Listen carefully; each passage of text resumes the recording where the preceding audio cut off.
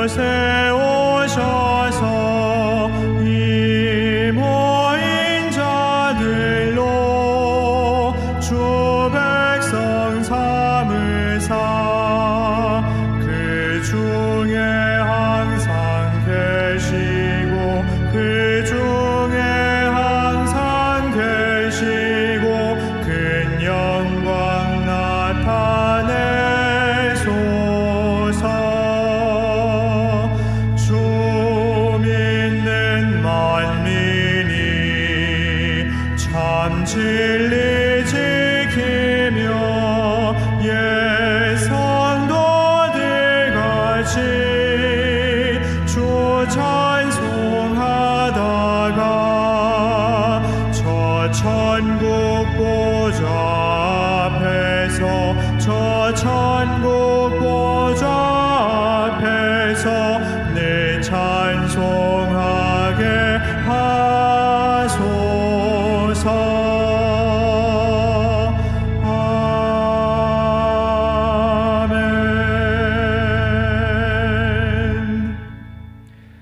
주의 빛과 주의 진리를 보내시어 나를 인도하시고 주의 거룩한 상과 주께서 계시는 곳에 이르게 하소서. 그런즉 내가 하나님의 제단에 나아가 나의 큰 기쁨의 하나님께 이르리이다. 하나님이여, 나의 하나님이여, 내가 수금으로 주를 찬양하리이다. 아멘.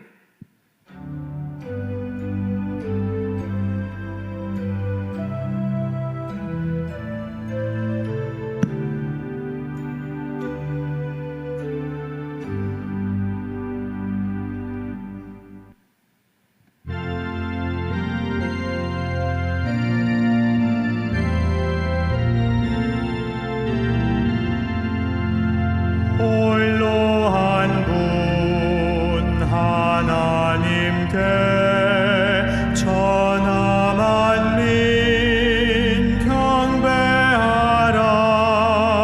만국 왕을 다스리고 온 세상 만민 기르신다. 만국 왕을 다스리고 온 세상 만민 기르신다. 독생 성자 예수님께 모든 죄인 회개하라. 세상 만민 구원하고 놀라운 은혜 베푸신다. 세상 만민 구원하고 놀라운 은혜 베푸신다. 보혜사 성령님께 모든 삶을 맡기어라. 말씀으로 도우시고 죄악을 이길 힘 주신다. 말씀으로 도우시고 죄악을 이길 힘 주신다. 아멘. 다 함께 한 목소리로 참회 기도를 드리겠습니다. 자비로우신 하나님 아버지, 지금까지 지내온 우리의 삶을 생각해 보니 저희들의 행위는 덥지도 아니하고 차지도 아니하였습니다. 하나님의 뜻을 이루는 일에 대하여 뜨거운 열정이 점점 식어가고 있었습니다. 내 자신이 곤고하고 가련한 처지에 놓인 줄을 몰랐으며 영적으로 눈이 먼 것과 우리의 행실이 벌거벗은 것처럼 부끄러움에 노출되어 있다는 사실을 깨닫지 못하고 살았습니다. 그러면서도 나는 부자라 부족한 것이 없다 착각하면서 영적 자만에 잠겨 있었습니다. 끊임없이 거품을 일으키는 바다 물결과 같이 우리의 마음과 입에서는 쉼 없이 악을 토했건만 그것을 나 자신만 몰랐습니다. 오늘 하나님의 거룩하신 빛 앞에 서니 비로소 우리의 죄악과 허물진 사연들이 낱낱이 드러나고 있습니다. 주여, 회개하오니 이 모든 허물을 용서해 주옵소서. 예수님의 이름으로 이 고백의 기도를 드립니다.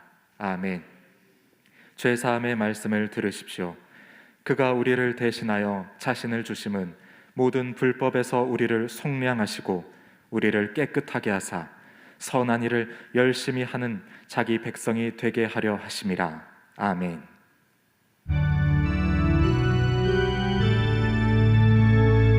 성부 성자 성령 삼위일체께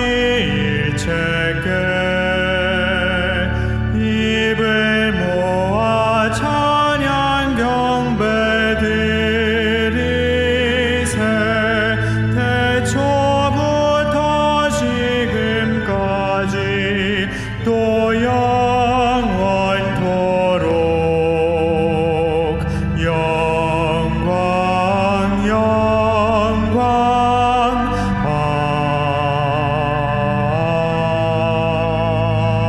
아멘.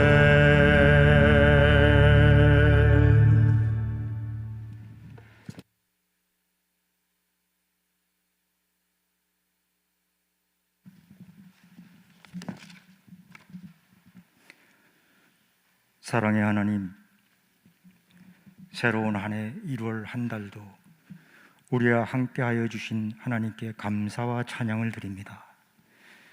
코로나 사태로 인하여 너무나 긴 시간 비대면 예배로 여기까지의 삶을 뒤돌아볼 때 참 많이 두려웠고 영적으로 불완전한 시간들을 소비하였습니다. 한없이 무력한 우리의 믿음을 뒤돌아봅니다. 이러한 시간 속에서 기도의 삶을 살지 못한 우리의 모습을 주님 긍휼히 여겨 주시옵소서. 예배 처소에서 다 함께 기도와 찬양을 드리지 못하여 참담했지만 이길 수 있는 말씀을 주셨고 공동체 모임의 소중함을 저희들에게 배우게 하셨습니다. 감사함으로 이 모든 것이 주님의 은혜였음을 하나님 고백합니다. 하나님, 2월의 새날을 시작합니다. 처음에 다짐했던 하나님의 약속을 다시 한번 우리들에게 결단케 하시고 우리의 우선순위가 무엇인지 주님의 말씀으로 깨달아 주님과 동행하는 삶을 통하여 세상에 선한 영향력을 끼치는 우리의 삶이 되도록 하나님 인도하여 주시옵소서. 하나님, 모든 것이 힘든 시간입니다. 대한민국이 다시 한번 회복된 하나님의 역사를 이루게 하여 주시옵소서. 어려운 여건 속에서 헌신하는 손길을 위로하여 주시고 의료진들이 지치지 않는 하나님의 사랑으로 늘 함께하여 주시옵소서. 오늘도 말씀의 자리에 부르신 주님, 선포제되는 말씀의 성령의 기름 부으셔서 한 주간도 하나님만을 바라보며 온전한 예배에 임하게 하여 주시옵소서. 오직 주님만을 높여드립니다. 살아계신 하나님을 기대하오며 귀한 예배의 시간 성령 하나님만을 의지합니다. 평강의 왕이신 예수 그리스도 이름으로 기도합니다. 아멘.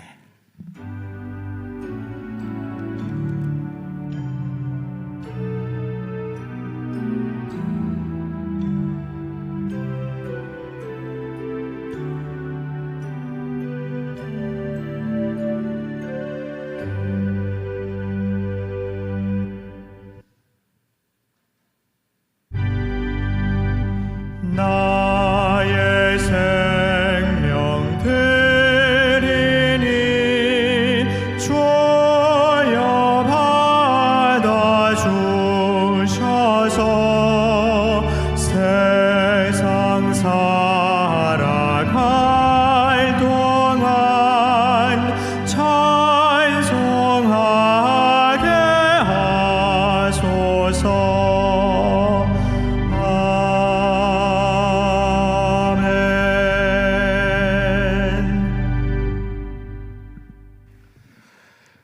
하나님 앞에 이 시간 예물을 드립니다.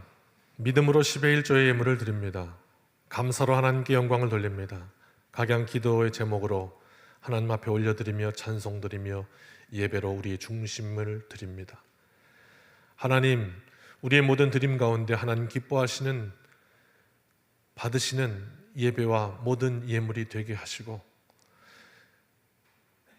하늘문을 여사 하늘의 놀라운 은혜가 충만케 되는 은혜를 경험하는 우리의 삶의 자리가 되게 하시며, 일생토록 우리의 삶을 온전히 하나님께 드려 하나님께서 받으시고 복 주시는 놀라운 은혜의 우리의 삶이 되기를 원하며 오늘 이 예물을 드리오니 하나님께서 그 위에 크신 은혜로 충만케 하옵소서. 오늘 드려지는 모든 일들, 사건들 하나님 받으시는 예배와 예물들 준비 싸옵고 예수님의 이름으로 기도드립니다. 아멘. 교회 소식을 알려드립니다. 다음 주일 예배는 오전 9시, 11시, 오후 1시로 동일하게 설 연휴지만요, 예배를 동일하게 드립니다. 설 연휴 동안 사랑과 겸손으로 가족을 지극히 또 섬기면서 예수님을 증거할 수 있는 기회로 삼으시길 원합니다. 가정 예배 순서지는 사무실 앞에 비치가 되어 있습니다. 필요하신 분들은 가져가셔서 가족들과 함께 설 연휴 동안 예배 드리시길 원합니다. 구역 인사위원회가 있습니다. 2월 21일 주일 오전 11시 예배 후에 본당에서 있습니다. 어린 예배 봉사자를 계속해서 모집하고 있습니다. 온라인 중계 담당으로 헌신하실 분들을 모집하는데요, 신청 바랍니다. 성경급 완납 있습니다. 오늘 우리에게 주시는 하나님의 말씀은 사도행전 17장 1절로 15절 말씀입니다. 하나님의 말씀을 경외하는 마음으로 다 함께 일어나서 말씀을 받겠습니다. 그들이 암비볼리와 아볼로니아로 다녀가 데살로니가에 이르니 거기 유대인의 회당이 있는지라 바울이 자기의 관례대로 그들에게로 들어가서 새 안식일에 성경을 가지고 강론하며 뜻을 풀어 그리스도가 해를 받고 죽은 자 가운데서 다시 살아나야 할 것을 증언하고 이르되, 내가 너희에게 전하는 이 예수가 곧 그리스도라 하니 그 중에 어떤 사람 곧 경건한 헬라인의 큰 무리와 적지 않은 귀부인도 권함을 받고 바울과 실라를 따르나, 그러나 유대인들은 시기하여 저자의 어떤 불량한 사람들을 데리고 때를 지어 성을 소동하게 하여 야손의 집에 침입하여 그들을 백성에게 끌어내려고 찾았으나 발견하지 못하매 야손과 및 형제들을 끌고 읍장들 앞에 가서 소리질러 이르되, 천하를 어지럽게 하던 이 사람들이 여기도 이르매 야손이 그들을 맞아들였도다. 이 사람들이 다 가이사의 명을 거역하여 말하되 다른 임금 곧 예수라 하는 이가 있다 하더이다 하니, 무리와 읍장들이 이 말을 듣고 소동하여 야손과 그 나머지 사람들에게 보석금을 받고 놓아주니라. 밤에 형제들이 곧 바울과 실라를 베레아로 보내니 그들이 이르러 유대인의 회당에 들어가니라. 베레아에 있는 사람들은 데살로니가에 있는 사람들보다 더 너그러워서 간절한 마음으로 말씀을 받고 이것이 그러한가 하여 날마다 성경을 상고하므로 그 중에 믿는 사람이 많고 또 헬라의 귀부인과 남자가 적지 아니하나, 데살로니가에 있는 유대인들은 바울이 하나님의 말씀을 베레아에서도 전하는 줄을 알고 거기도 가서 무리를 움직여 소동하게 하거늘, 형제들이 곧 바울을 내보내어 바다까지 가게 하되 실라와 디모데는 아직 거기 머물더라. 바울을 인도하는 사람들이 그를 데리고 아덴까지 이르러 그에게서 실라와 디모데를 자기에게로 속히 오게 하라는 명령을 받고 떠나니라. 아멘.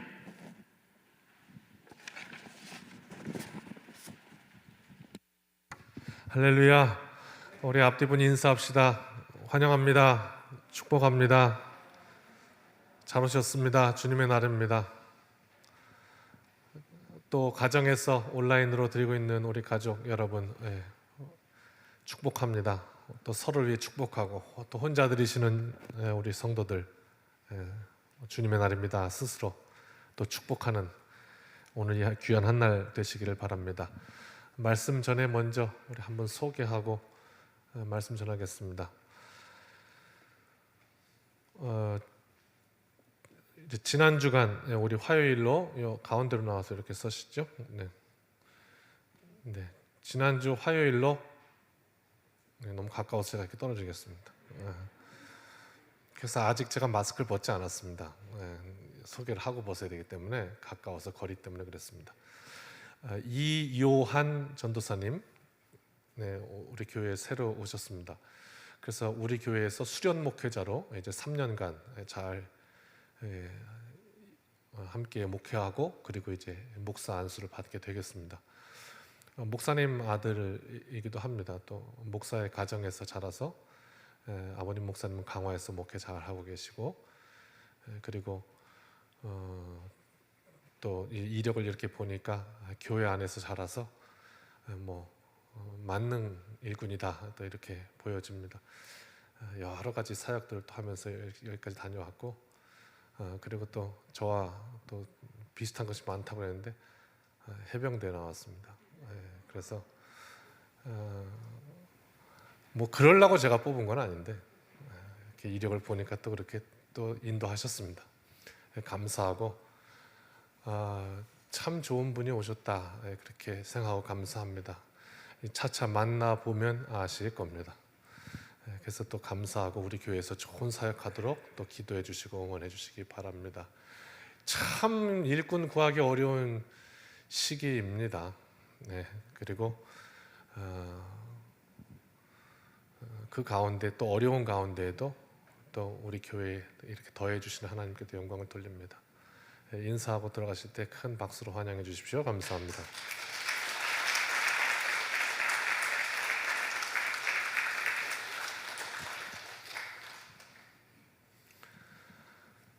나이가 29입니다. 그래서 가장 젊은 우리 교육자입니다. 막내 교육자인데 또 사랑해 주시기 바라고 또 열심히 뛸 겁니다. 감사합니다.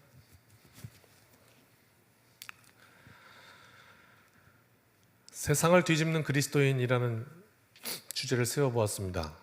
말씀을 증거하는데 말씀 가운데 이제 보통 말씀을 잘 들으시기 좋게 제가 1, 2, 3 이렇게 하면 정리가 잘 되죠. 그런데 한번 말씀을 들어보면서 그렇게 너무 입에다가 이렇게 아예 음식 넣어주듯이 이렇게 이렇게 해드리니까 그게 또 밥맛이 너무 없나 이런 생각. 그래서 말씀을 들을 때는 끊임없이 말씀 앞에 내 일주일간의 삶을 끄집어내서 말씀 앞에 자꾸 세워야 합니다. 아, 그렇구나 이렇게 말씀으로 해석하고 그것이 필요합니다. 그리고 이 한 주간 이제 오늘부터 이어지는 이 한 주간을 어떻게 내가 이 말씀 붙들고 살 거냐, 여기서 승부가 나지 않으면 이번 일주일도 실패입니다. 그러니까 오늘 내 이번 일주일은 꼭 승리해야 한다. 그 마음 가지고 오늘 말씀, 이 예배 시간을 통해 하나님이 내게 깨닫게 하시기 원하시는 뜻이 무엇인가 꼭 잡으셔서 이 한 주간 승리하시길 주님의 이름으로 축원합니다.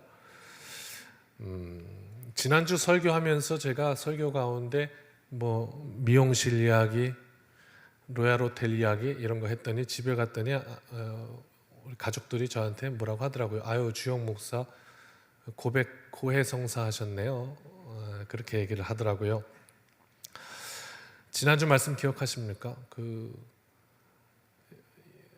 우리가 이제 삶을 살면서 여기 보니까 20대도 계시고 10대도 계시나요 혹시? 10대도 계시고 20대도 계시고 30대도 계시고 40대도 계시고 50대도 계시고 60대도 계시고 어디까지 가야 되나? 70대도 계시고 80대 혹시 계실까요? 못 찾겠는데요. 네. 그렇게 계신데 그 인생의 연수가 이렇게 지나가면서 변하는 거 있죠. 그 젊을 때는 그게 인생의 전부인 줄 알았는데 나이를 먹어보니까 그게 다가 아니었구나 이런 깨달음 말이죠. 다 그런 건 아니지만 이 젊은 20대 또 30대 이때 이제 그 붙들 깃발이 뭐냐? 이게 필요하거든요. 딱 잡고 흔들.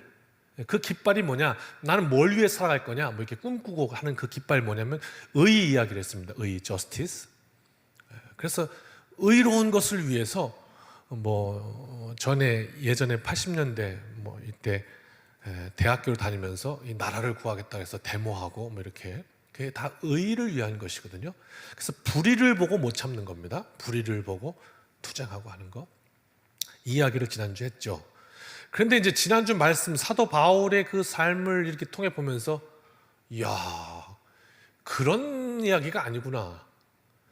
그 인생의 연수가 더해지고 성숙해지고 그리고 복음의 사람이 되면서 그 의가 전부가 아닌 것을 알게 되었습니다.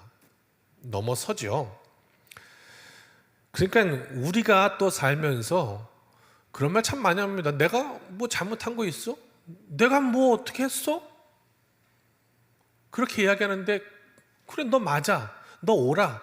근데 그 나의 맞음과 나의 오름이 그게 근데 사람을 죽일 수도 있어. 한 번 더 생각해봐. 한 번 더 생각해봐. 때로는 그 옳은 것이 사람 죽일 수도 있구나. 이렇게 생각하면 딜레마에 빠집니다.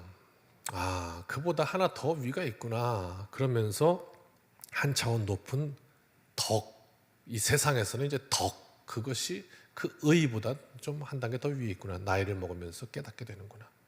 이런 생각? 이게 세상의 지혜입니다. 그러나 성경은 그 더 위에 있는 그리스도의 의를 가르쳐 줍니다. 그리스도로부터 난 의, 내 의 아니요. 하늘을 우러러 한 점 부끄럼 없는 그 나의 삶의 그 의 아니요. 그리스도로부터 난 의. 오늘 우리가 참여의 기도를 드렸습니다마는 그 십자가의 공로로 인하여 씻음받아 의롭다 된 이. 그러면 나는 오늘 그 그리스도로부터 난 의로 붙들린 나는 어떻게 살아야 하는가. 이게 이제 우리의 삶이 되는 것이죠. 그러면 그 삶의 열매가 어떻게 되나? 지난주 말씀대로 내가 거기에 사로잡혀 지금 말하는 것이 옳은가? 지금 참아야 하는 것이 옳은가? 이 판단도 내 권리와는 상관없이 그 내 권리가 그렇게 하나님의 복음을 위하여 사용되었더니 다른 건 뭐냐면 고생은 할 수 있어요. 우리 삶이 조금 어려운 가운데 살아갈 수는 있어요. 그러나 지나고 나서 보니까 그 삶의 한 걸음 한 걸음 한 발짝 한 발짝 바울이 발을 디딜 때마다 하나님의 역사였어요. 이것을 확인하면서 그렇구나. 하나님이 빛나게 하셨구나. 이것이죠. 그렇습니다. 오늘 말씀에서 그래서 넘어왔는데 이제 살피는 것은 오히려 오늘 말씀에 참 안타까운 인생들을 보면서 잘못된 일을 통해서 우리 인생의 반면 교사로 삼는 오늘은 그런 장면이 되겠습니다. 1절부터 봅시다. 이제 지난주 말씀 바울이 이제 이 루디아와 빌립보 교회 그 상황을 떠나서 암비볼리와 아볼로니아를 지나서 드디어 데살로니가에 도착을 했습니다.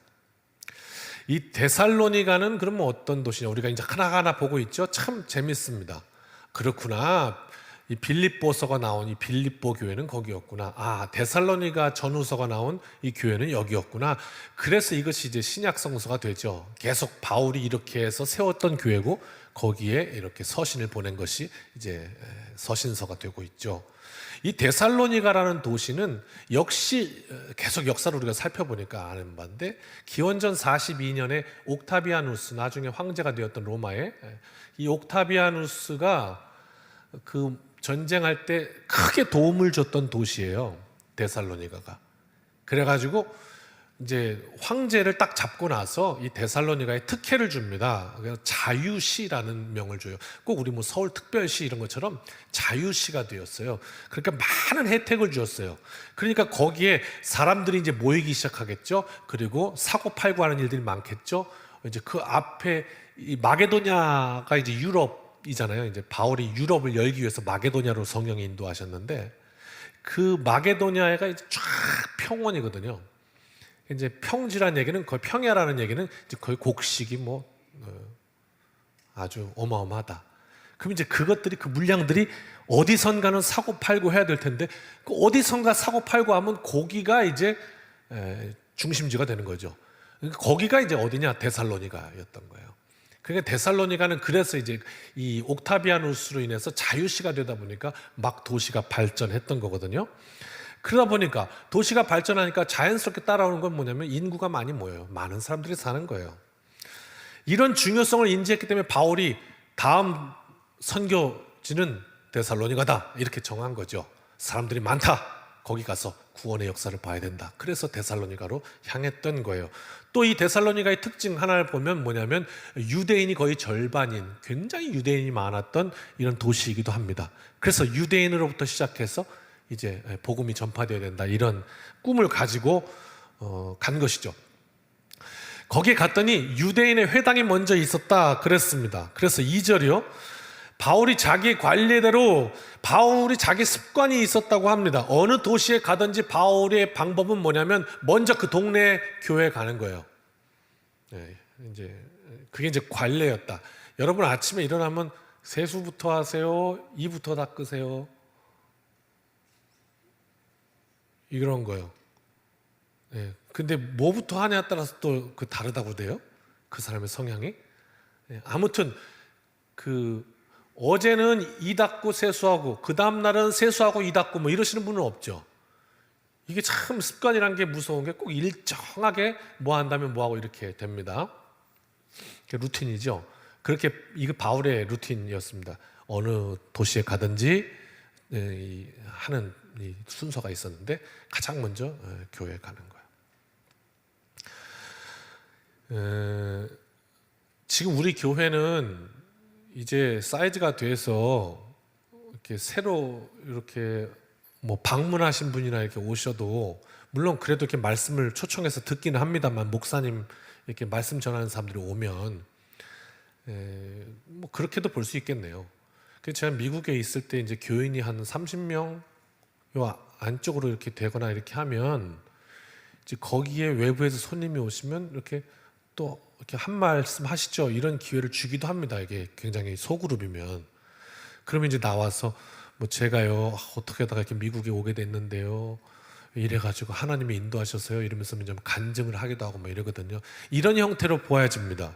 그러니까 바울이 새 도시에 가면 거기에 있는 유대인의 회당, 교회를 찾아가는 거죠. 그 예배 드리고 그러면 이제 누구십니까? 이렇게 하면 저는 뭐 어디 교회 이제 바울인데 뭐 이렇게 얘기하면 그럼 나와서 한 말씀 하시겠습니까? 그럼 나와서 이제 그리고 한마디 하고 이제 복음 전하고 이게 이제 바울의 사역이 되었던 거죠.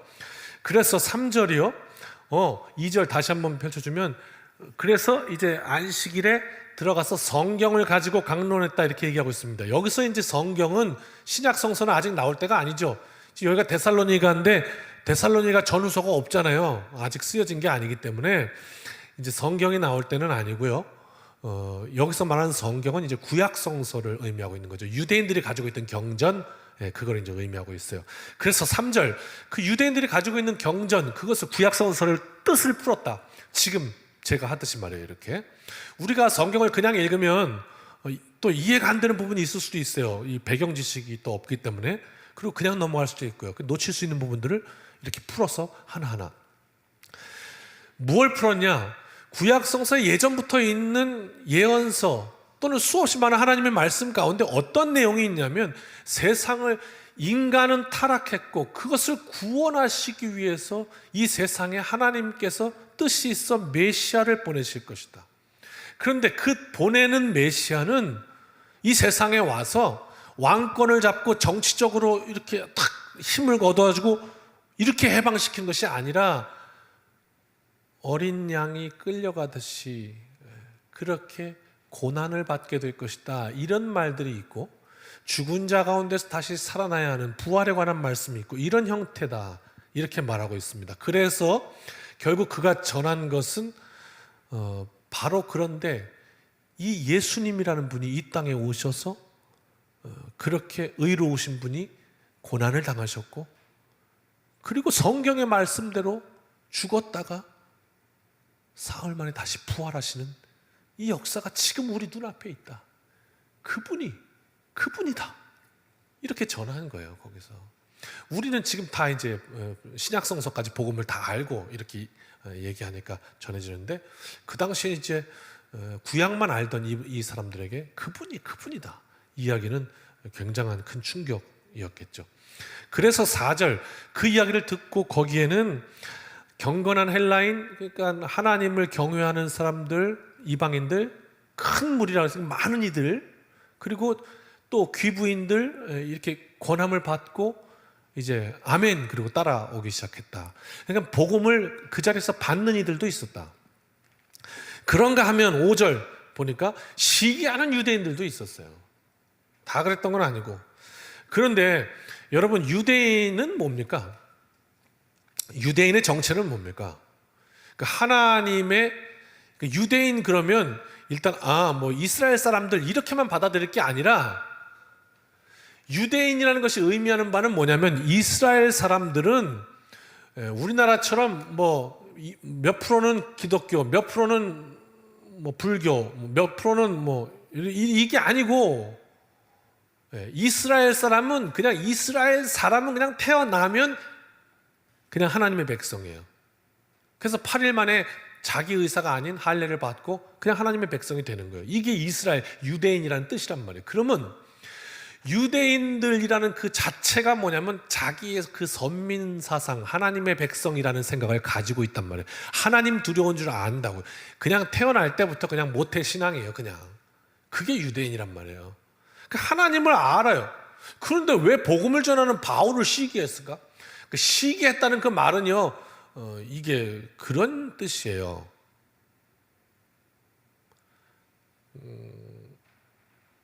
옆에 어떤 사업체가 생겼는데 엄청 잘 된다고요. 빵집이 생겼는데 엄청 잘 된대요. 그럼 시기하는 거는 그 앞에 빵집이에요. 그 옆에 짜장면집이 시기를 안 해요.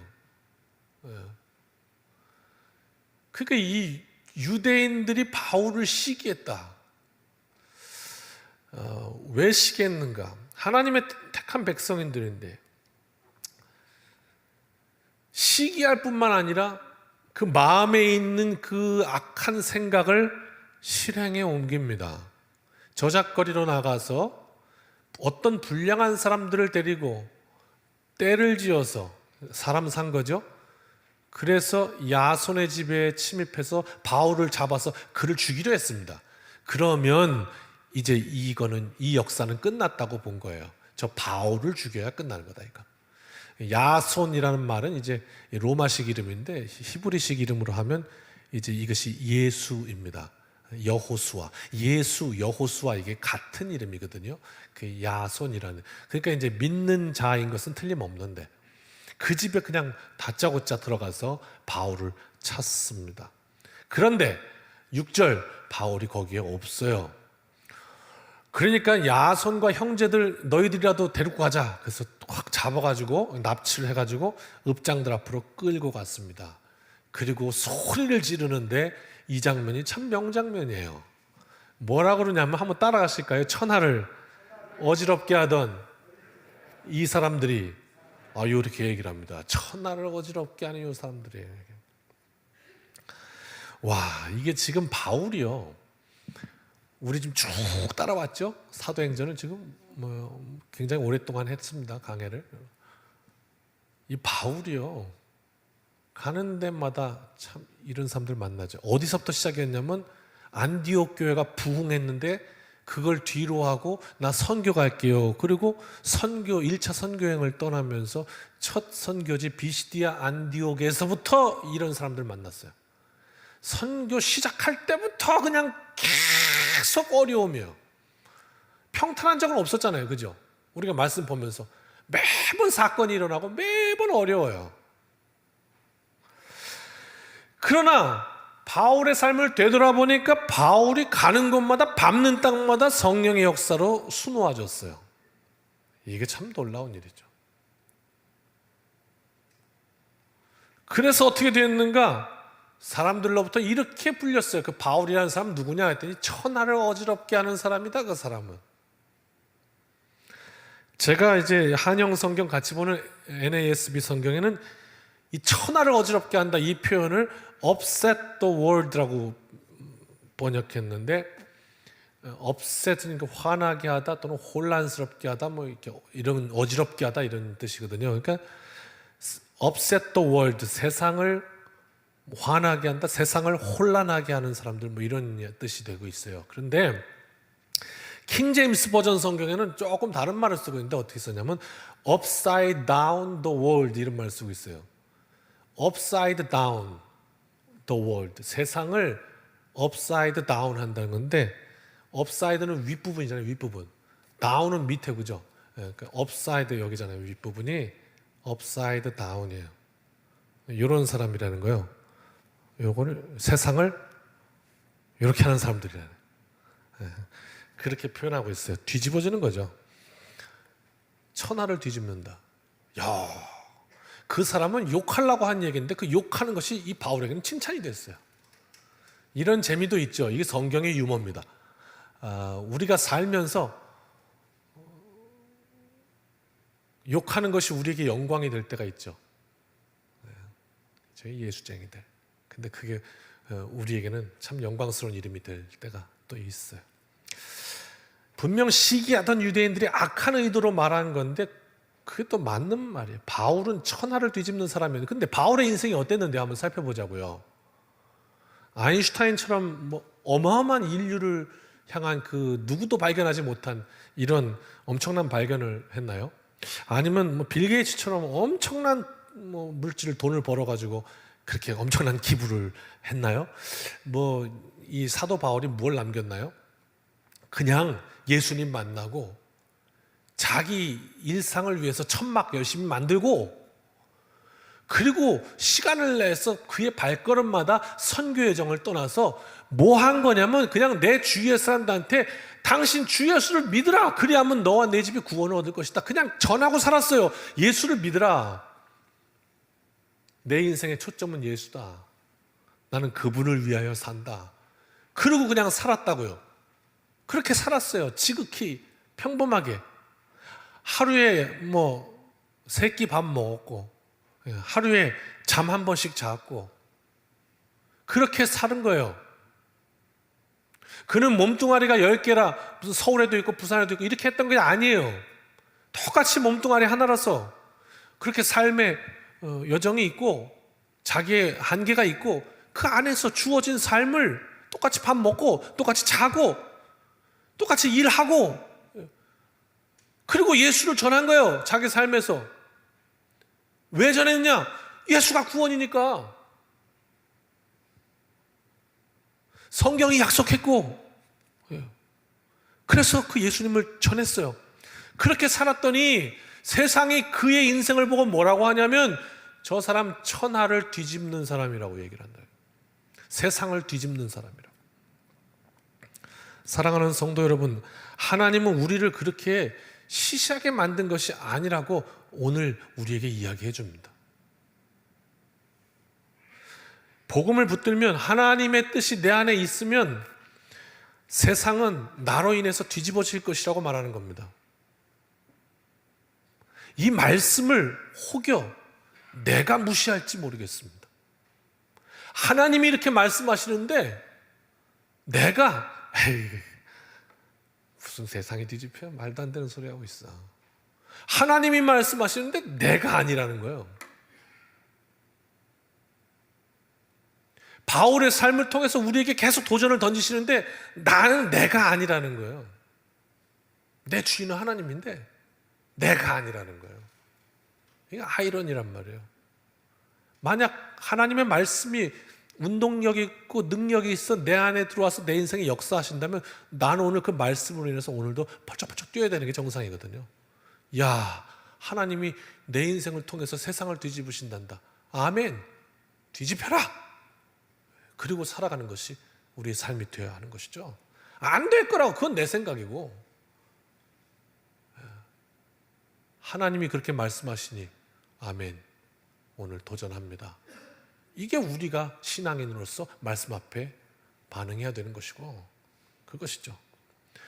그런데 이 하나님을 아는 이 백성들, 유대인들이 복음 증거하는 일을 막으려고 첫 선교지였던 비시디 안디옥부터 막 그 다음 도시로 막 따라와서 방해하고 막 그랬잖아요. 폭력 행사하고. 와, 근데 오늘 6절에 지금 저작거리 나가서 사람들 사다가 이 바울 잡으려고 이렇게 행패를 부렸는데, 거기서 끝나는 게 아니고 7절 보니까 더 기가 막혀요. 야손이 그들을 맞아들였도다 잡지도 못했거든요. 그랬더니 이제 명분이 없잖아요. 그래서 거기다가 이제 모함까지 합니다. 뭐라 그러냐? 이 사람들이 말이에요, 우리 황제 가이사에 반해가지고 다른 임금이 있다는 겁니다. 다른 황제가 있다는 거예요. 그가 예수라는 거예요. 이 사람들 지금 주장이, 이러면서 이제 고발을 하는 거예요. 그러니까 이 신앙적인 문제를 갑자기 정치적인 이슈로 싹 바꿔버려요. 가이사와 연결을 딱 시키면서 그렇게 몰아갔던 겁니다. 근데 이게 얼마나 말이 안 되는 장면이냐면요, 인생이, 여러분 혹시 고집 피는 인생 보셨습니까? 막무가내로. 그래서 차근차근 그거 아니라고 설명을 해줬더니 그거 다 듣더니 알아들은 것 같은데 아니래요. 그러면 막 이게 열불이 나죠. 근데 그렇게 고집스럽기도 합니다, 인생이. 근데 지금 보세요. 하나님을 아는 유대인이에요, 이 사람들. 이렇게 말하는 사람들이요. 구약을 알잖아요. 그러면 구약 성서에 뭐가 나와요? 메시아가 올 것이라고 그렇게 나오잖아요. 하나님께서 그 메시아를 보내실 거죠, 이렇게 나오잖아요. 예언도 알던 사람들이요. 그래서 지금 바울이 얘기한 건 뭐냐면 그 성서에 예언된 그분이 이분이라고 말한 거예요. 그러면 그 유대인들이 기다리는 메시아는 뭘까요, 도대체? 지금 자기들의 입으로 말했듯이 황제의 적군일까요? 그러면 하나님께서 메시아를 보내시면 그 메시아를 황제의 적군으로 만들어서 정치적인 이슈로 삼을 건가요? 그들이 기다린 건 그거였나요? 이게 앞뒤가 하나도 맞지가 않아요. 억지를 쓰고 있어요. 복음을 볼 수가 없어요. 예수님을 볼 수가 없어요. 안타까운 장면이에요. 그러니까 우리 인생이 예수님을 만나지 못하면, 예수님을 볼 수 없으면 우리 안에 있는 모순에 우리가 스스로 죽어요. 예수님을 만나지 못하면 계속 내 안에 괴리가 일어나는 거예요. 그래서 죽어요. 예수님 만나면 해결되는데, 이거는 뭐 시간이 지난다고 되는 문제는 아니죠. 그래서 8절 읍장들이 이 말을 듣고 소동했대요. 그런데 8절과 9절 사이에 이해를 하기 위해서는 하나 접속사가 필요해요. 그게 뭐냐면 그러나라는 접속사예요. 그러나 무리와 읍장들에게 끌고 가서 이 사람들이 세상에 가이사를 놔두고 예수가 황제라고 하는 사람들입니다, 벌하시오, 이렇게 고발을 했더니 무리와 읍장들이 그 말을 듣고 소동했다는 말은 굉장히 난처했다는 거예요. 당황했는데 접속사 있다고 했죠. 그러나 가만 들어보니까 억진 거죠. 아닌 거죠. 그래서 야손과 그 나머지 사람들 보석금을 받고 놔줬다는 거예요. 그러나라는 말이 들어가야 이해가 쉬워요. 아니라는 거죠. 이게 이제 이 데살로니가에서의 바울의 사역이었어요. 그래서 10절, 이제 데살로니가에서 바울은 그 다음 장소 베레아로 넘어갑니다. 오늘 사도행전 17장은요 데살로니가, 베레아, 그리고 그걸 거쳐서 이제 드디어 이 바울이 아덴, 그리스의 아테네, 당시의 철학 사주의 빅뱅이 일어났던 곳, 이제 거기까지 발길이 닿는 이 여정을 그리고 있는데, 10절 가서도 역시 베레아에서도 루틴대로 회당부터 찾아가죠. 그래서 11절, 그랬더니 이 베레아는 데살로니가랑은 좀 다르네요.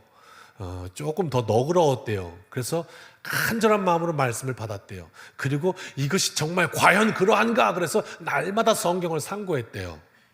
이것도 우리에게 주는 도전이 있어요. 여러분 어떻게 지난 주간 사셨어요? 집에 가서 지난주 말씀 우리 요 앞장 16장 들었으니까 다시 한번 또 잊을까 봐 수요일쯤 되면 주일 설교 한 번 더 유튜브로 듣고, 그리고 또 성경 펴서 또 사도행전 이왕 시작했으니까 다시 한번 또 잊어버릴까, 1장에서 1장부터 탁 펴갖고 사도행전 1장부터 16장까지 이렇게 탁 읽고 이렇게 하시죠. 고개를 다 숙이시네. 아닌가요? 이 성경책은 그 자녀가 이렇게 피려고 그러면 야야 피지 마. 그렇게 하는 거 아니야. 성경은 교회 가서만 피는 거야. 교회 가서. 거기서 피지 말고. 큰일 나. 피지 말아야. 교회 가서 펴. 교회 가서. 밥도 식당 가서 먹어야지. 뭐 이러나요? 그러니까 이 배려에 있는 사람들은 간절히 마음으로 말씀을 받고, 주일 나와가지고 이렇게 말씀으로 은혜를 받고, 그리고 이게 지금 내 삶에 던진 도전이 뭔가, 그래가지고 집에 가서 또 다시 또 펴고 또 묵상하고 그랬단 말이에요. 이제 이렇게 하나님의 역사가 일어나는 거죠. 그랬더니 12절, 그 중에 이제 믿는 사람이 많고, 또 헬라의 귀부인, 헬라의 이제 그리스죠. 당시에 지식 철학 사조가 막 일어나죠. 소크라테스, 플라톤, 아리스토텔레스 이런 사람들이 막 일어나면서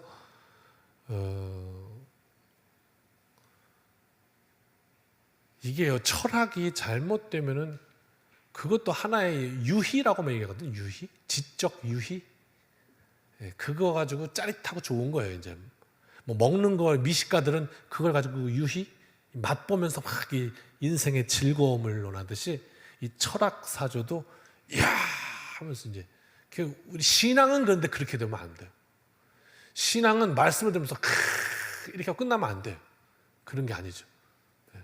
그 이제 요 다음 장면이 그 철학의 도시 아덴이거든요. 거기 가서 이제 바울이 그 철학과 이 그리스도인의 삶과 한판 붙는 장면이 이제 다음 주에 나오는 거예요. 기가 막히거든요. 그래서 믿는 자들도 많이 생겼어요. 13절. 와, 그랬더니요, 지금 데살로니가에서 베레아로 도망왔잖아요. 바울은 이제 계속 뭐 도망하듯이 다니고 있어요. 여기서 갔다가 또 돌 맞아서 이쪽 오고 또 가고 이렇게. 근데 이제 가는 곳마다 믿는 사람이 생기고 교회가 세워지고 막 이런 역사가 일어난 거죠. 이게 기가 막힌 건데요. 데살로니가에서 야손의 집에 가갖고 막 습격하고, 또 이 사람들이 황제나 이러면서 시비 걸고 저작거리나 가서 사람 사다가 막 행패 부리고 했던 이 사람들이 바울이 베레아에서 전도한다는 소문을 듣고 무리를 움직여서 거기까지 쫓아왔다는 말이에요. 근데 찾아보니까 이 데살로니가와 베레아의 거리가 75km예요. 75km인데 차도 없어요. 버스도 없고요. 걸어온 거예요. 75km. 이거 예전에도 있었죠. 비시디 안디옥에서 이고니온으로 사람들이 그냥 그렇게 그 엄청난 거리를 와서 방해를 한다고요. 참 열정이에요. 악한데 열정이 있어요.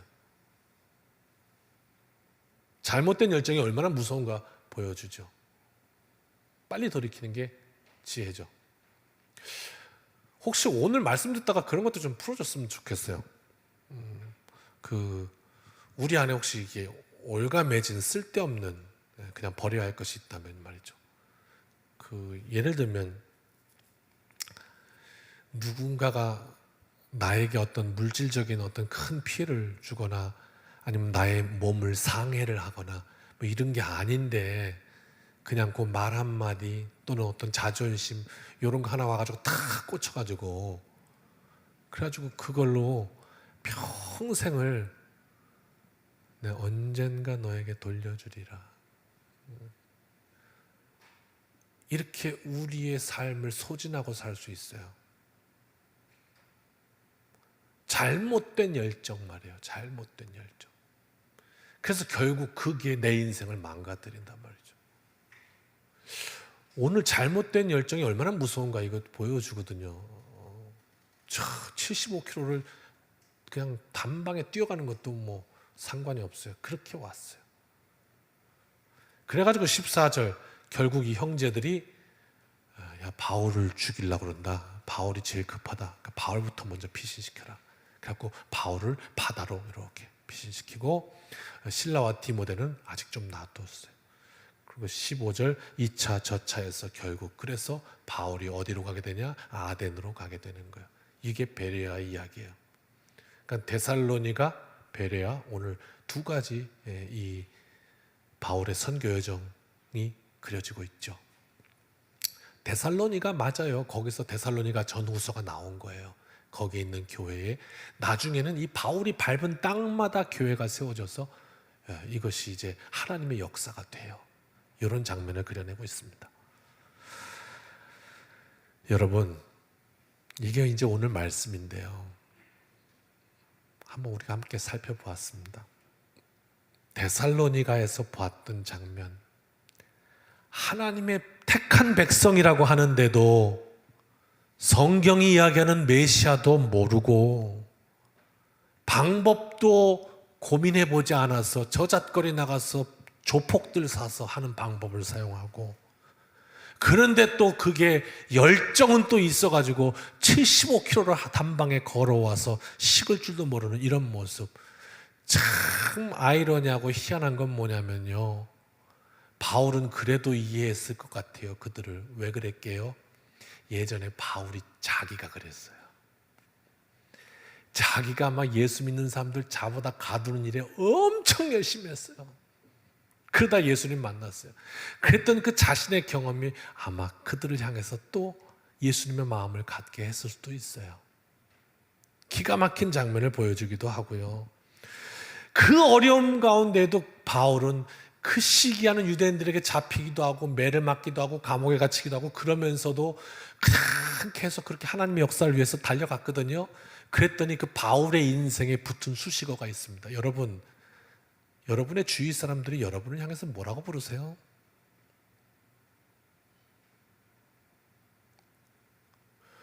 바울이 그렇게 살았어요. 특별한 삶 아니에요. 그냥 천막 만들면서 살았어요.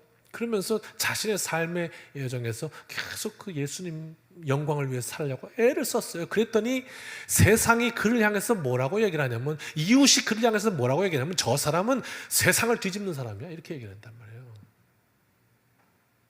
이 세상의 상식으로는 설명이 안 돼. 세상을 뒤집는 사람, 천하를 뒤집는 사람이야.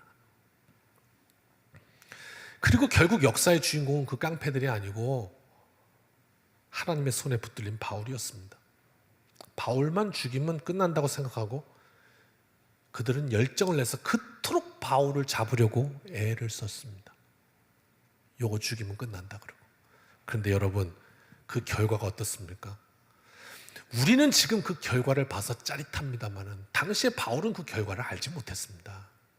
마찬가지로 오늘 우리는 내 인생의 결과를 알지 못합니다. 왜? 내 인생이 아직 진행 중이기 때문입니다.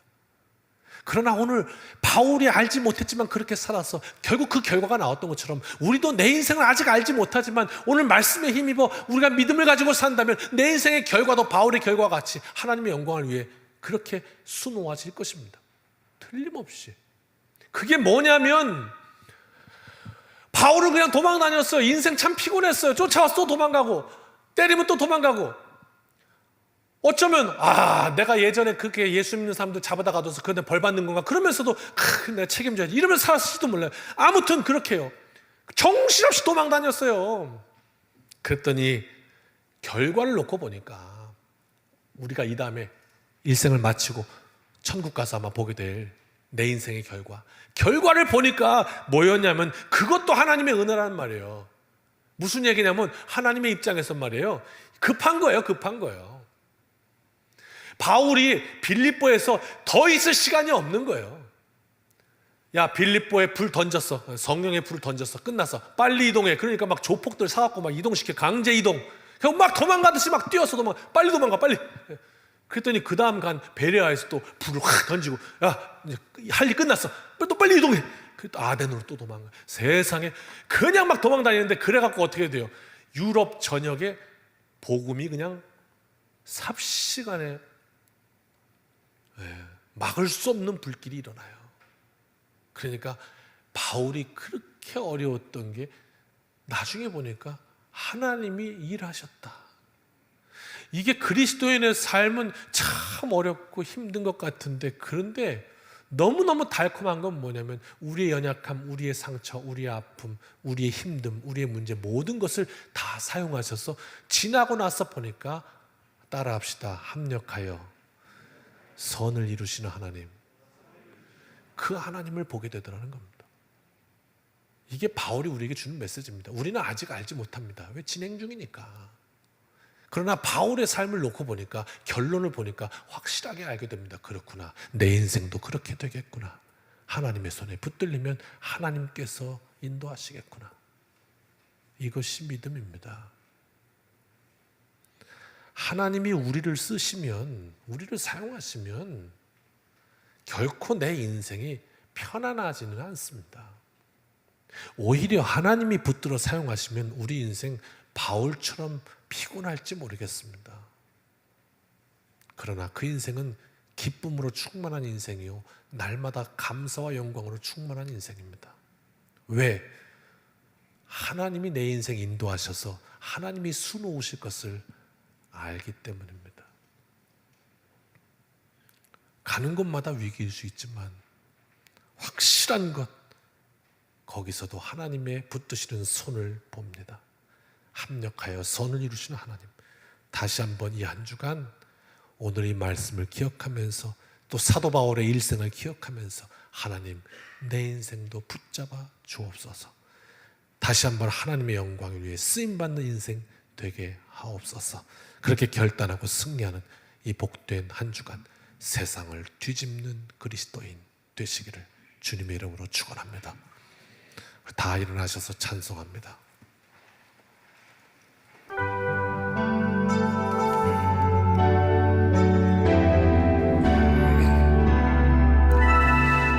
주님, 내 한 주간을 통하여 하나님 영광 받으시옵소서. 찬양합시다. 나 주님의 기쁨 되기 원하네. 내 마음을 새롭게 하소서. 새 무대가 되게 하여 주사. 주님의 빛 비추게 하소서. 내가 원하는 한 가지 주님의 기쁨이 되는 것. 내가 원하는 한 가지 주님의 기쁨이 되는 것. 겸손히 내 마음 드립니다. 나의 모든 것 받으소서. 나의 맘 깨끗게 씻어주사. 주의 길로 행하게 하소서. 내가 원하는 한 가지 주님의 기쁨이 되는 것. 내가 원하는 한 가지 주님의 기쁨이 되는 것. 아멘. 이제는 우리 주 예수 그리스도의 크신 은혜와 아버지 하나님의 무한하신 사랑하심과 성령님의 동행하심이 우리의 일생 하나님의 손에 붙들려 하나님이 수놓아 가시는 영광스러운 삶이 되기를, 이 세상에 천하를 뒤집는 사람들, 그 능력의 백성들이 되기를 소원하고 결단하며 이 문을 나서는 여기 모인 주님의 백성들, 하나님의 자녀들 머리 위에 이제로부터 영원까지 함께하여 주시기를 축원하옵나이다. 아멘.